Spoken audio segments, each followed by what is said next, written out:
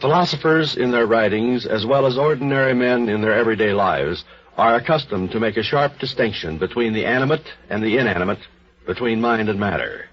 But in the annals of the strange and the incredible, the line of demarcation between the two often grows dim. Witness, for example, the astonishing case of the earth that was consecrated to murder. It was on the night of July 16th, 1823, that William Wood met his death. He had ventured after dark along the lonely road that ran between Manchester and his native village. And he had not gone more than a mile or so when... Hold a minute.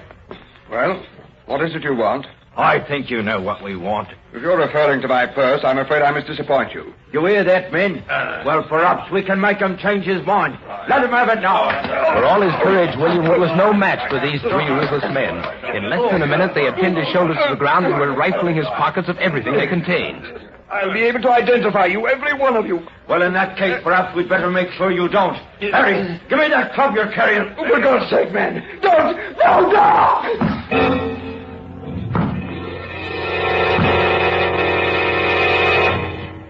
It was a brutal murder. So violently was the club used that William Wood's skull was forced into the soft ground. And the next day, when his body was found and carried to the Jodrell Arms at Whaley Bridge, the hole remained there. Before the year was out, a legend began to spread throughout that whole section of England. And eventually it reached the ears of Alfred Fryer, a man who had written a book called Wilmslow Graves. When he arrived, accompanied by John Fox, one of the local townsmen, the hole in the earth was still there. There it is. That's where his head was lying when they found him. Look at any other hole in the ground, and after the first heavy shower, you'll find it all silted up. But not this one. Nothing fills up this hole. Well, it's true. There's nothing growing in it. And there never has been. Not since he died there. The imperturbable Mr. Fryer proceeded to collect a pile of stones from the road and pack them tightly into the hole. And when all traces of the cavity had been removed, he remarked, Well, it doesn't seem to object too strenuously to being filled. Just give it time, sir. All right, we will.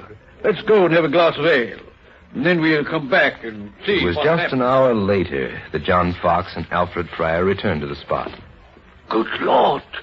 Look! The sod and the stones. They're scattered all around the embankment. Again and again he filled the hole.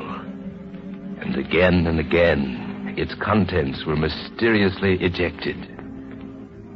In setting down the strange story, Alfred Fryer made no effort to explain it. In the eyes of his readers, he would have seemed a fool to have announced that a lifeless, senseless piece of earth could be rendered barren by an act of murder that was perpetrated on it. And yet, how else can one account for this astonishing fact?